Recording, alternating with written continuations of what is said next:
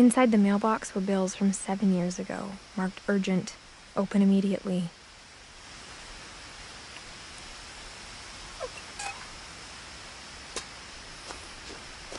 I hadn't been back since my brother Lewis's funeral.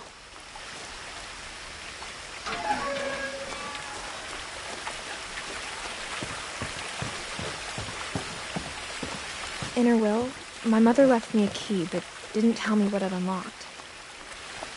Maybe she thought I'd know. Or she thought that the mystery would be enough to bring me back.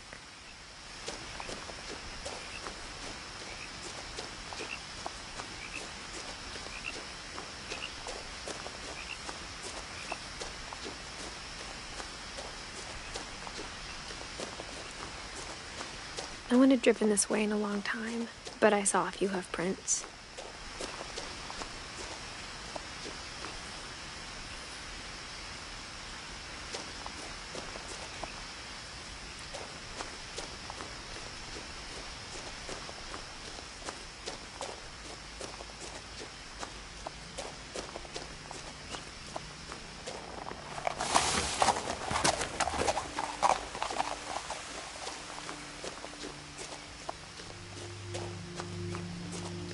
The truth is, even after I inherited the house, I never thought I'd come back to it. But now I had questions about my family that only the house knew the answers to.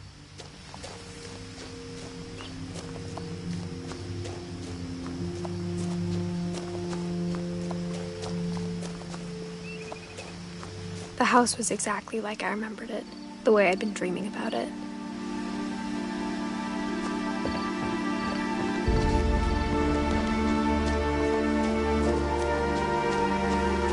As a child, the house made me uncomfortable in a way I couldn't put into words.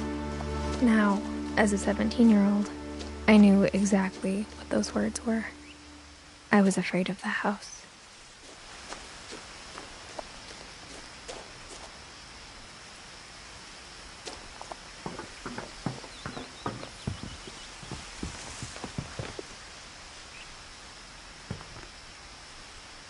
I hoped the key might unlock the front door. It didn't.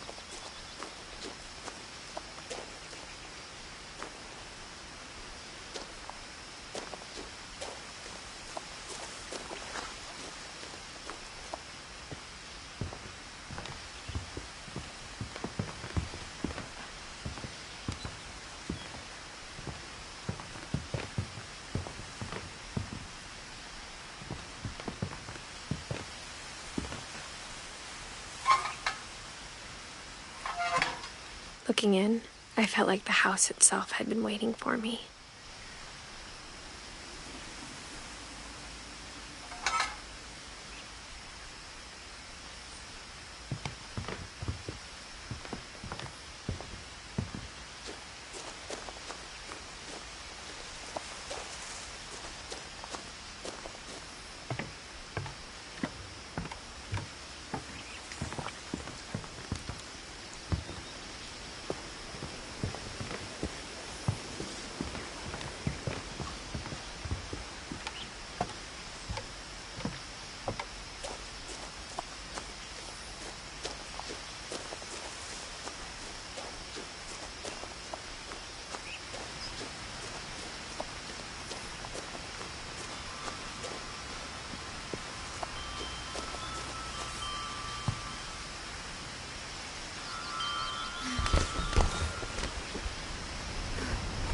Crawling through the doggy door used to be a lot easier when I was 11.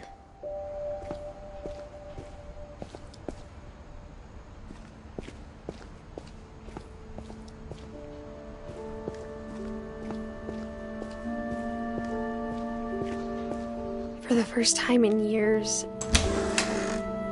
I felt like I was home. But instead of a family, there were just memories of one.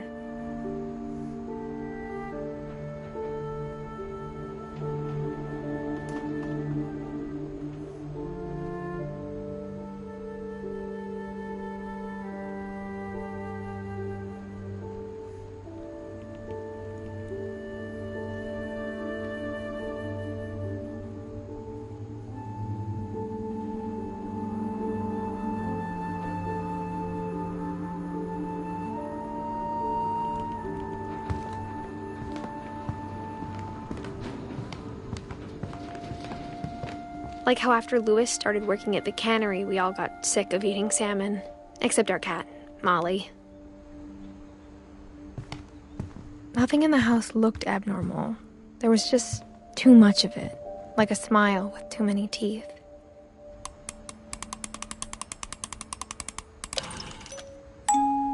Great-Grandpa Sven built a music box for Barbara, along with the rest of the house.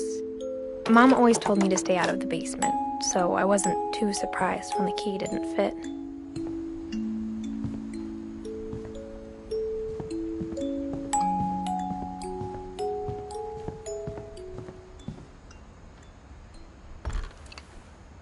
Edie told me once that every Finch who ever lived is buried somewhere in the library.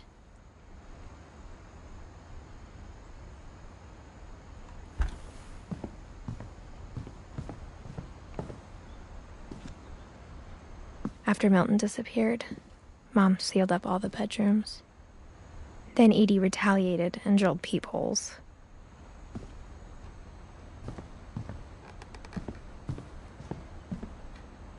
Whenever people ask me about my family, the first thing they always want to know about is Barbara.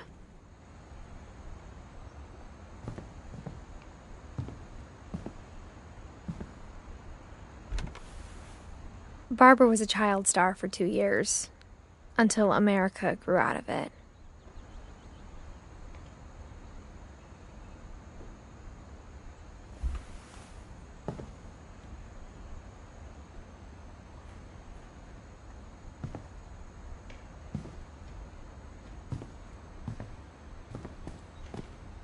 Mom must have locked the third-floor stairs on the night we left.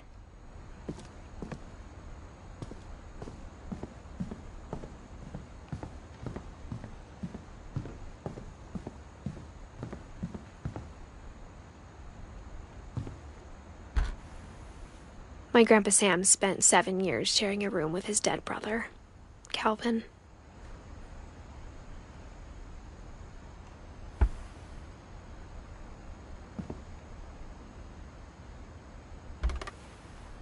As a kid, I just assumed every house had peepholes and sealed rooms you weren't allowed inside of.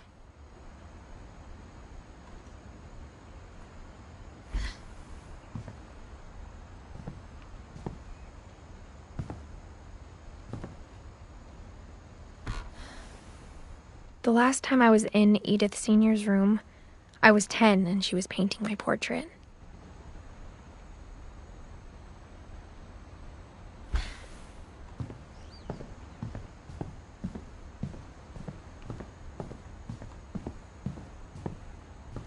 I spent a lot of time playing in Great Uncle Walter's room.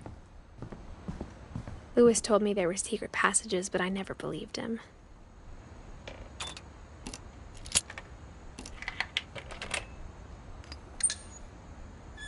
Turns out, my mom was really good at keeping secrets. Now it was time to find out what my mom had been afraid of.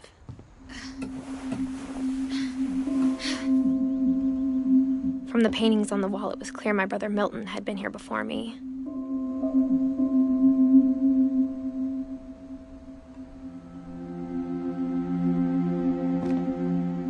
Reading this, maybe it sounds like I had a plan. But I had no idea what was behind that door.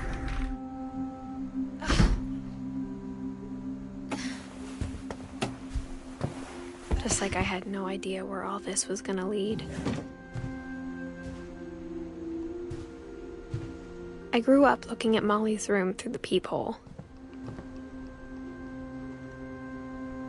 Molly's gerbil had a tiny bedroom with its own even tinier gerbil cage.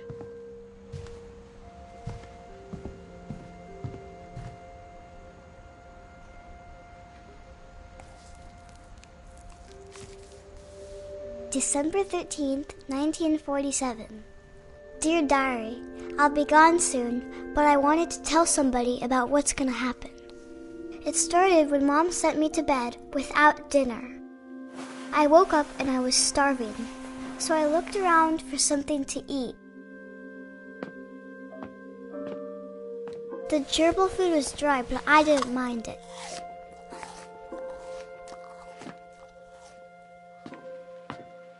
My Halloween candy was all gone.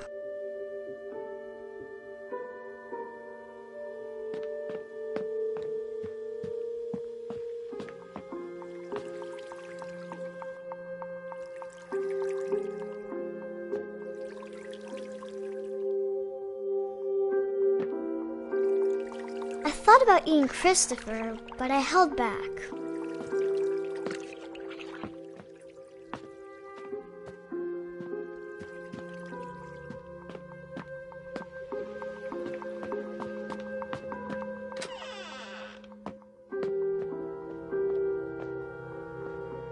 I ate a lot of things that night.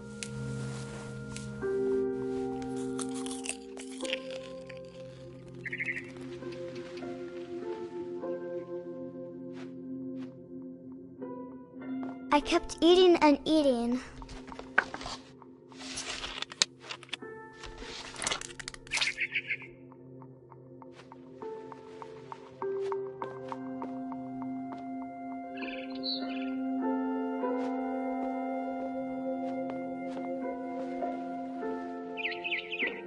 Then I heard chirping outside my window.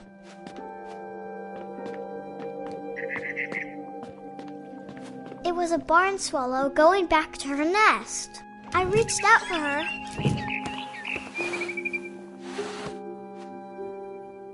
And suddenly, I was a cat.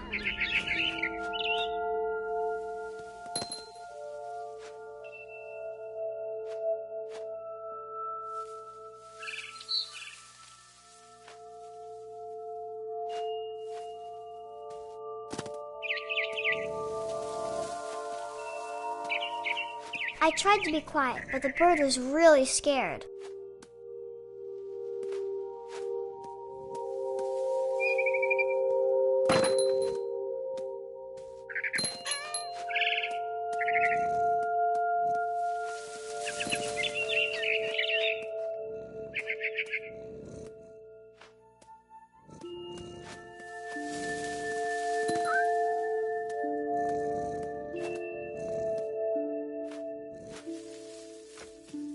Mom and Dad didn't even look at me.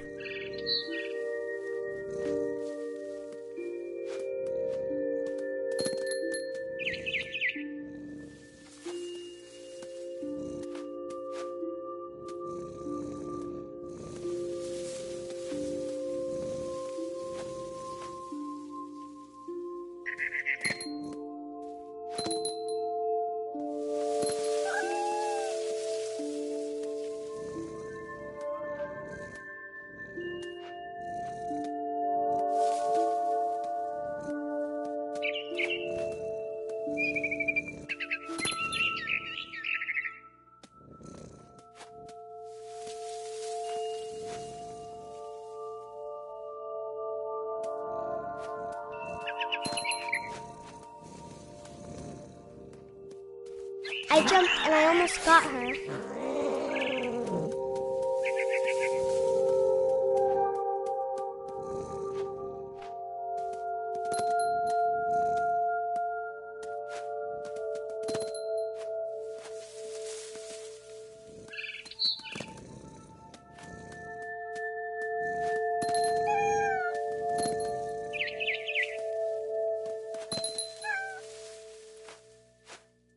I could tell she was getting really tired. Now I was up in the big tree. I promised Dad I wouldn't climb it anymore. All I cared about was eating that mama bird.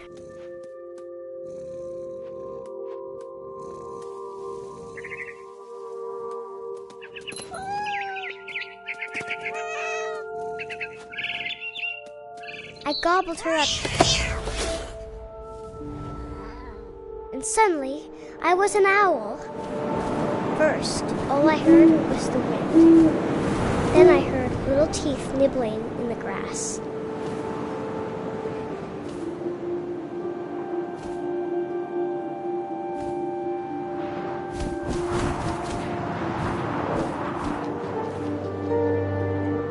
Rabbits.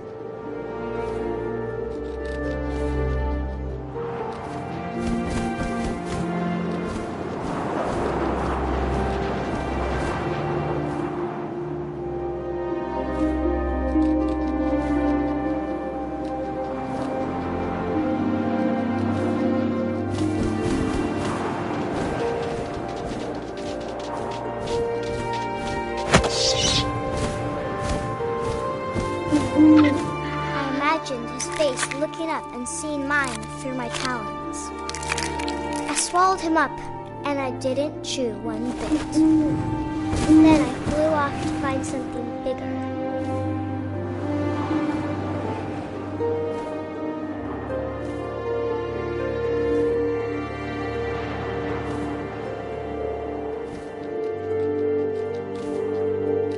A mama rabbit.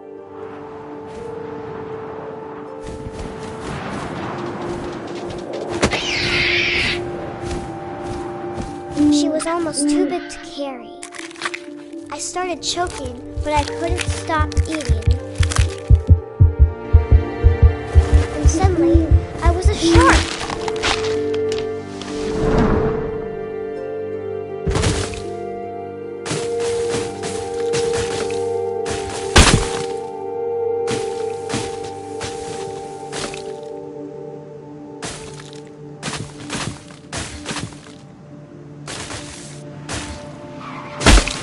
I rolled off a cliff and into the ocean.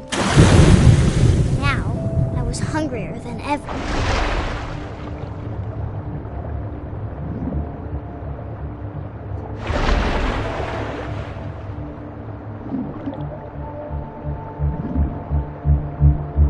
I wanted fat, juicy seals.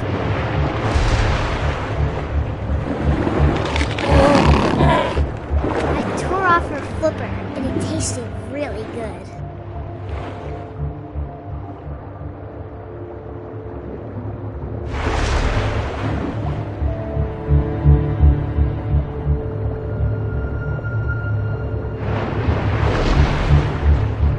I grabbed on tight, but I was so hungry I jumped out of the water.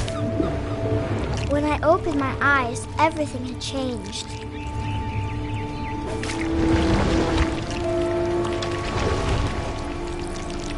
Now I was a monster, and I smelled people everywhere.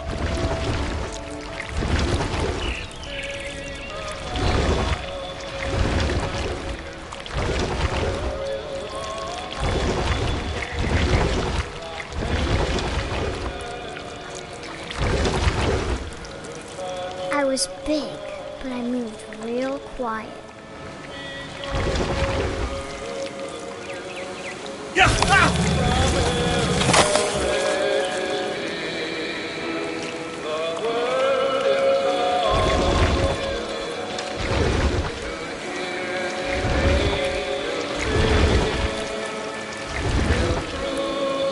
I wanted to stop, but also I didn't.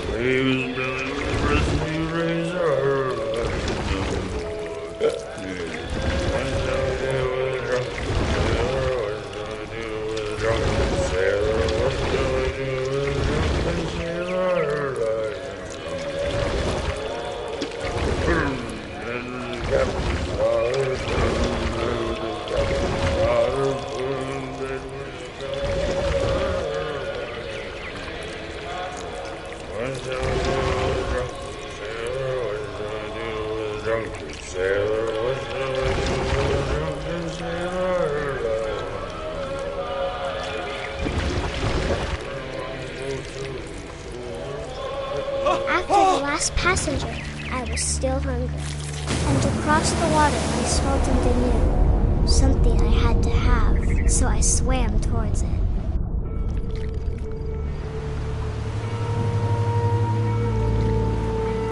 I slithered onto the sand, and the good smell went into an old pipe.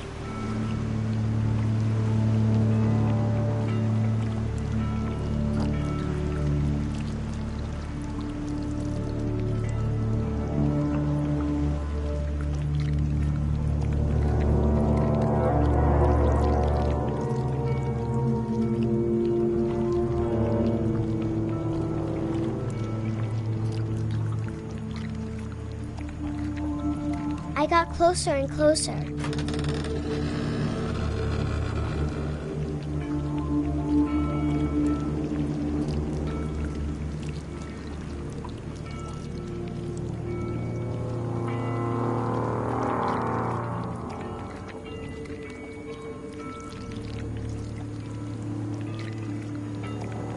All of my stomach started growling. And suddenly, I was me again. I held my breath for a long time, but I couldn't hear anything. I think it's waiting for me to fall asleep. But it's not going to wait much longer. It needs to feed, and we both know I will be delicious.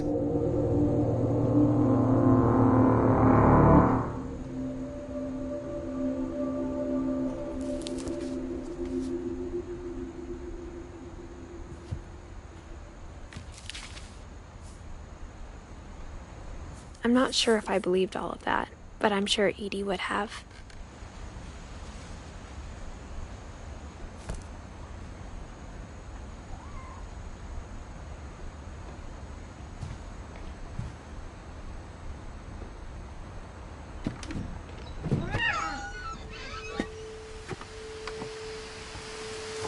This will be obvious later, but my mom never told me any of these stories.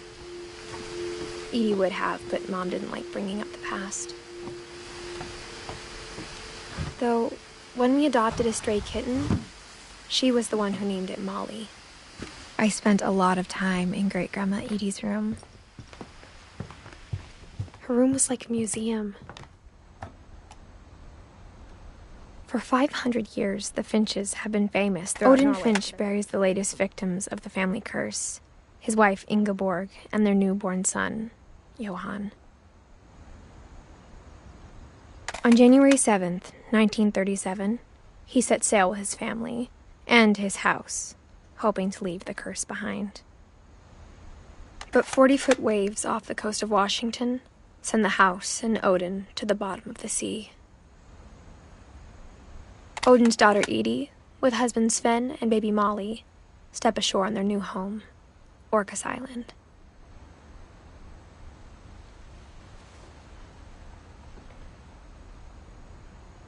Odin Finch is the first to be buried in the new family cemetery. His daughter Edie is already dreaming of a new Finch house.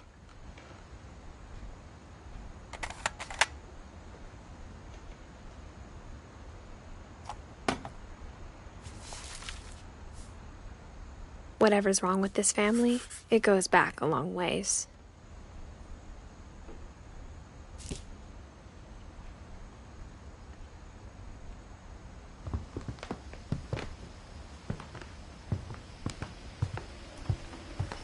Edie gave a big interview about a mole man living under the Finch house.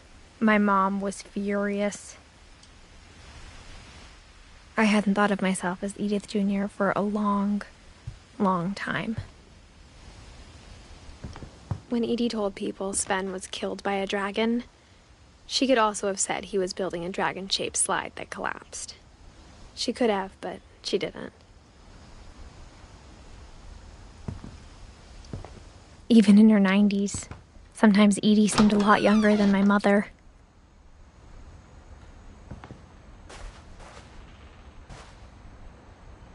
The only trace Grandpa Sam's first wife, Kay, left on the house was the pink bathroom. It was a pretty big trace.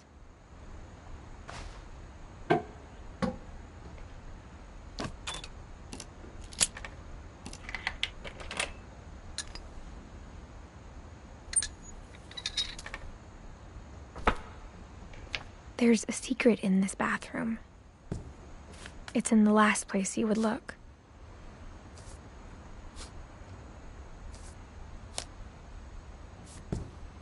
It isn't in the cupboard.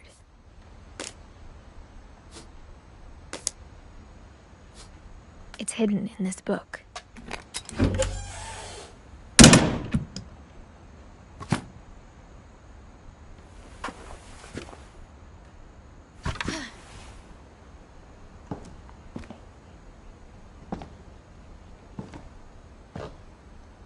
Sven gave Sam an old camera he'd refurbished. He never put it down.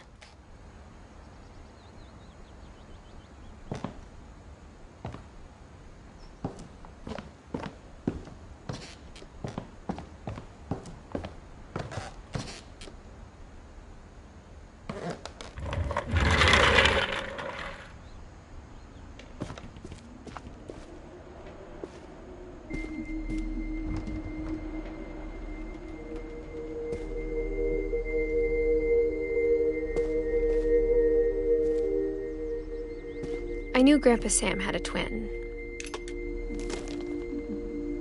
and that he never talked about him. I guess my grandpa didn't like history any more than my mom did.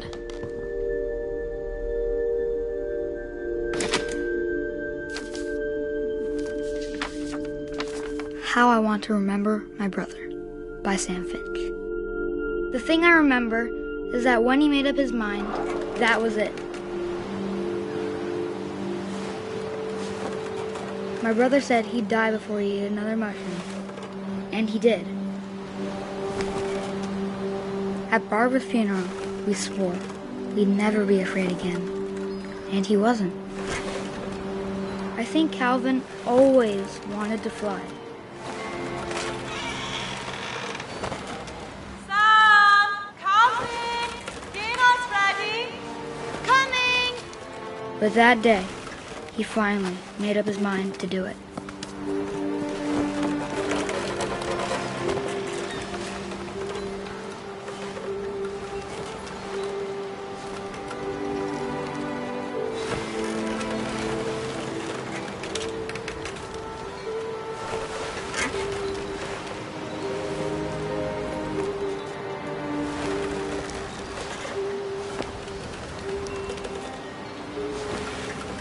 I told him going around was impossible. Maybe if I hadn't said that. Calvin, I'm not gonna tell you again. Maybe if the wind hadn't picked up. Then maybe he'd still be here. But I doubt it. I think he'd already made up his mind. That's what I want to remember about my brother.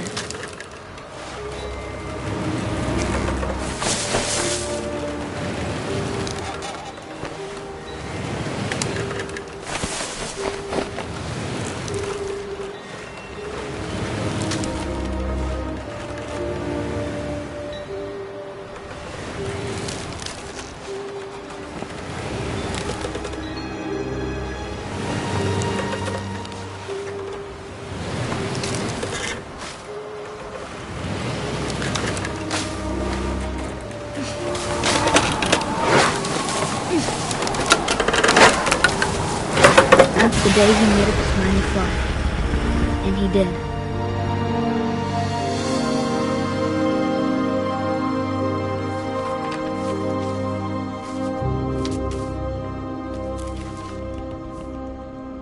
Calvin's story felt strangely familiar.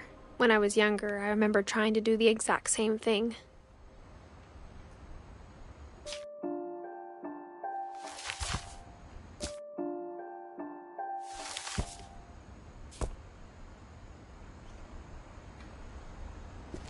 After the funeral, Edie roped off Calvin's half of the room.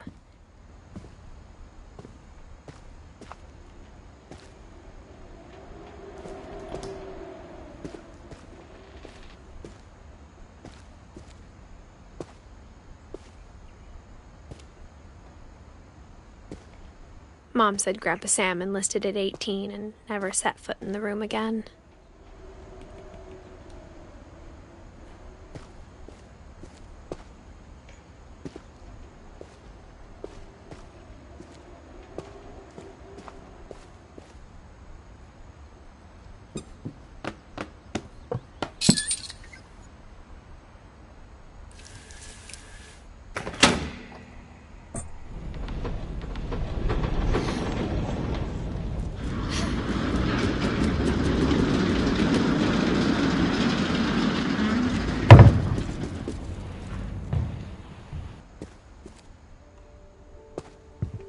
The passages were a pretty tight fit. They'd obviously been built for smaller hands and bellies.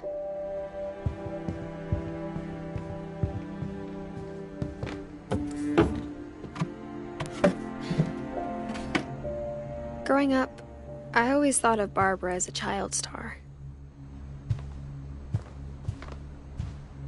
I never thought about how hard it must have been for her afterwards.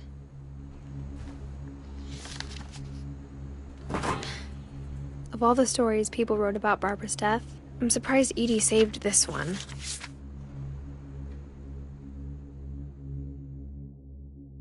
Old Jack here with another ghastly tale inspired by America's most unfortunate family. I'm calling it The Surprise Ending of Barbara Finch. As a child star, Barbara was famous for her scream. Now at 16, she was all washed up. A has-been. But in a lucky break, she'd been asked to perform her signature scream at a local convention for monster movie fans. It was just the boost her career needed. Unfortunately, her scream hadn't aged well. Getting better. I think you just need the right motivation. Her biggest fan and current boyfriend, Rick, was about to demonstrate when... Now that was a great scream. It was Barbara's father, Sven. He'd slipped into a table saw and had to be rushed to the emergency room. So Barbara got stuck babysitting her youngest brother, Walter. Her convention comeback was cancelled. Okay, I'm hearing frustration, but I'm not hearing terror. What if I tried... A gang of hoodlums in Halloween masks have been terrorizing Orcas Island tonight. Police are urging residents to... That came from the basement. You're right! Also, I loved your delivery on that. Why is your basement door locked? Because my dad likes making puzzles and secret passages. There's a key hidden in the music box. The secret is to keep winding and winding until finally the key pops out. Thanks, babe. I'll be back in a sec. 20 minutes later, Rick hadn't returned.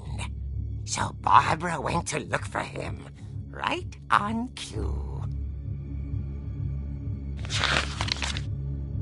She reached for the music box. And as she wound the key, she listened for Rick, but the house was silent.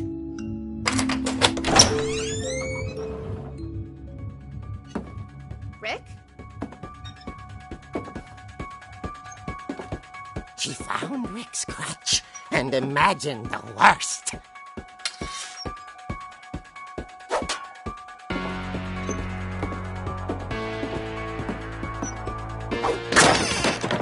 The gang's leader is the infamous Hookman killer, Dr. Carl Hamill, who impaled and then ate his family 10 years ago tonight.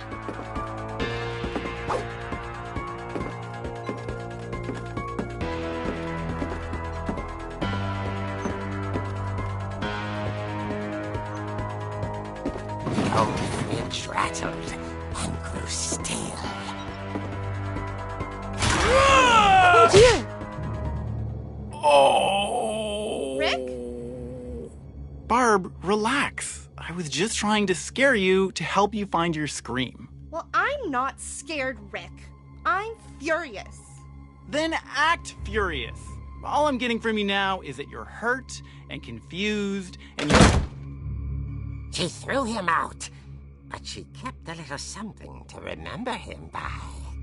Barb, have you seen my other crutch? And she was still holding it when she fell asleep watching the late picture show. Hours later... Barbara! Walter, what's going on up there? Ah! Okay, I'm coming up, but if this is a trick, you're dead, Walter.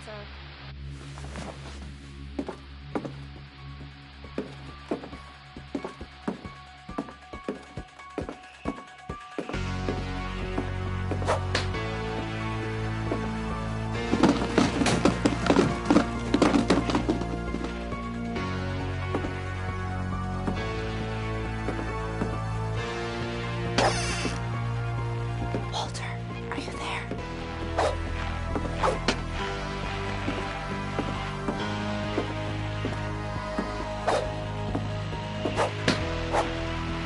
Walter vanished, but his bedside radio was still on.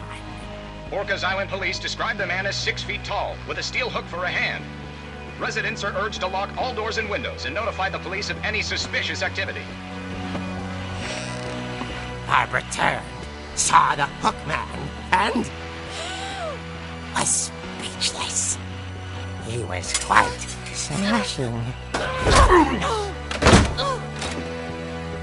And there he was.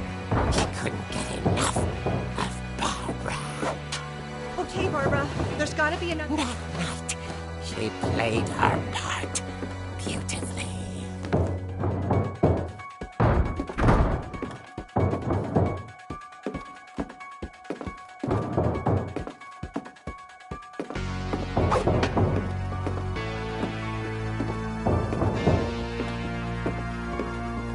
She thought about abandoning Walter, but just couldn't do it.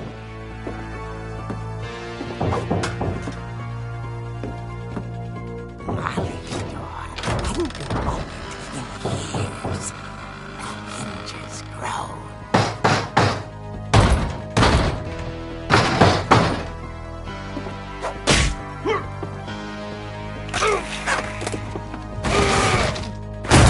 He wasn't moving, but she sensed the story might not be over yet.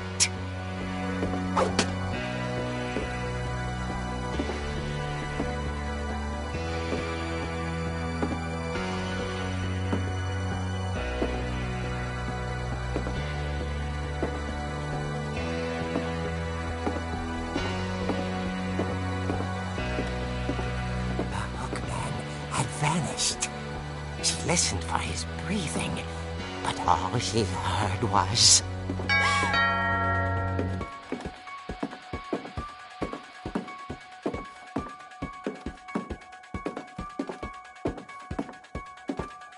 At the door, she heard whispering. It was coming from inside the house.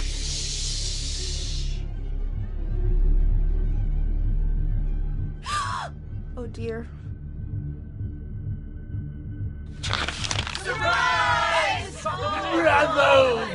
You were wonderful. The monsters had come to surprise her. For Barbara, it was a dream come true. Then she saw what kind of monsters they were, and she realized what was about to happen. She was going to be famous. And with her final breath, Barbara Finch gave the performance of her life.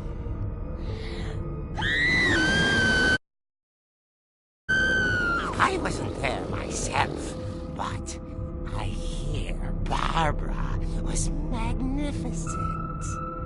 Poor girl. She had a taste for stardom. But unfortunately, so did her fans. Of course, the police blamed it all on poor Rick, who disappeared the same night. And little Walter? hiding under his bed the whole time. He took it all pretty hard, but that's another story. As for Barbara, tucked inside the music box is all they ever found of her. Her ear. Now that's what I call a real eerie tale.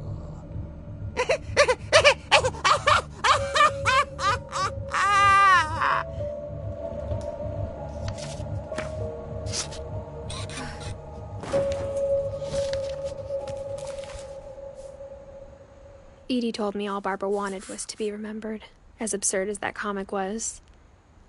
Maybe what Edie saw was a happy ending.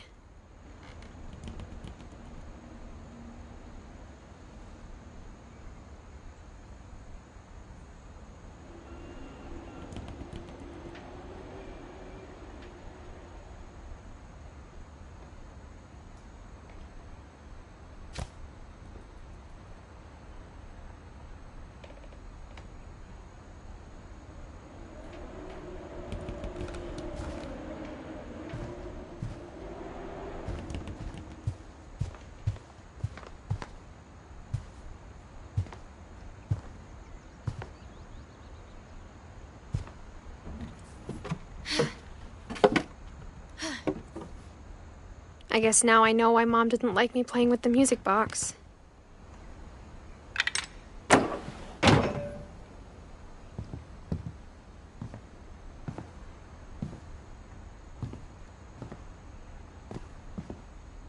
Edie's father, Odin, built the original house.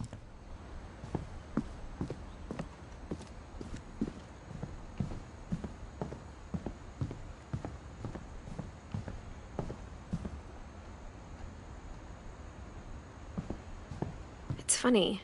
All those times I played with the music box and never found the basement key.